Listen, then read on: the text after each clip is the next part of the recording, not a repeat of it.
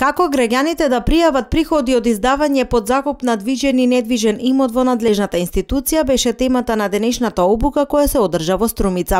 Целта е да се информираат граѓаните собственици на деловни простории, станови и друг имот за пријавувањето на овој вид приход и да се допринесе во намалувањето на сивата економија. Тема остварување на приходи од имот и имотни права, тоа значи издавање под закуп на движен и недвижен имот.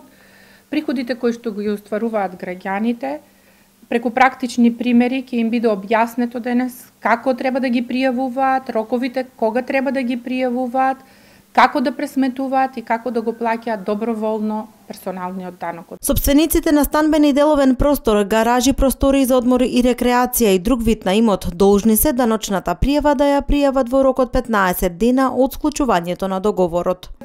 Пријавувањето е со аконтативна даночна пријава на приходи од имот, која може слободно да ја слегнат од страната на УЈП.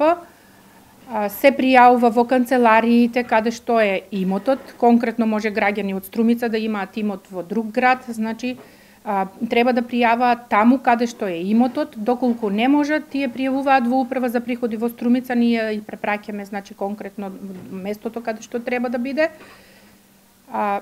Приходите се пријавуваат, реков, 15 дена од издавањето. Доколку граѓаните се уште не поднеле ваква даночна пријава, имаат обврска тоа да го сторат до 15 март.